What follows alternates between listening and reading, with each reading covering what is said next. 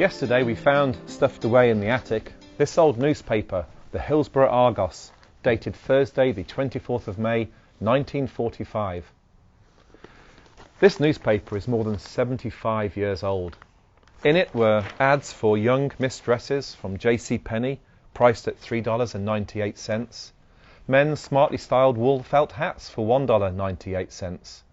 The society section gave news of events, and the obituary column listed the names of those that had been killed in the war.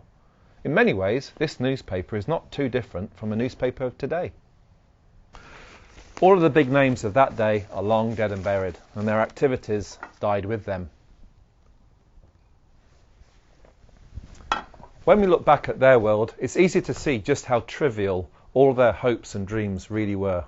How many suits and dresses the local merchant sold was very important to him, but it is not important to anyone now. Who was invited to this party or that seemed critical then, but not now. Who was elected mayor and what Congress decided about tax reform laws was of great concern to the businessmen of that day. The stock market fluctuations were studied carefully by investors of that day, and which stock went up and which went down really mattered then, but not now. What really matters now? Do we concern ourselves with the same kinds of things that occupied the lives of those living in 1945? Really, life isn't that different. We have more things to distract us, such as television and computers, but it is still the trivial things that try to crowd God right out of it. Most people then work 6 days a week instead of 5, and now some are demanding a 4-day work week. Men do not use their free time to glorify God, but rather to pursue leisure time activities for a season. Jesus told us not to be concerned with what we shall eat, or what we shall drink, or what we shall wear, for all these things do the Gentiles seek. He was right.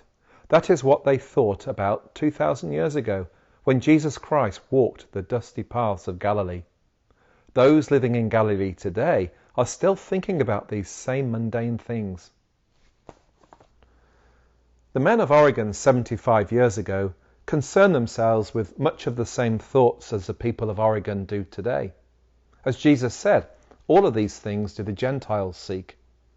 The question is, what do we seek? Where is our treasure? What is it that engages our time and attention? Are they things of lasting eternal value, or do we engage also in trifles light as air? It was quite an accomplishment to have one's name in the paper of 1945. It still is today. Those names in the 1945 paper are meaningless to us today, and so will the names in today's newspaper be in years to come.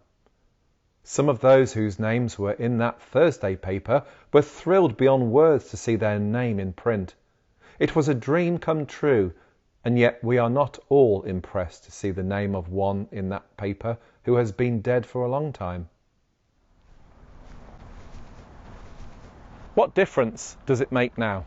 Whilst our names are probably not mentioned in today's papers, they are recorded in God's record book, and each day the things done for Christ are listed right after them.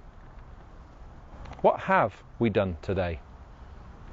Life and time have a way of flying by, and before we know it, another day, another week, another month, yes, even years have flown by. What have we accomplished in the service of the Lord? Very soon, our lives will be over, either because we've reached the end of our days, or because Christ will have returned to reward each man according to his works. Let us then heed the wise advice of Paul, who told us that whatsoever ye do, do it heartily as to the Lord, and not unto men, knowing that of the Lord ye shall receive the reward of the inheritance, for ye serve the Lord Christ.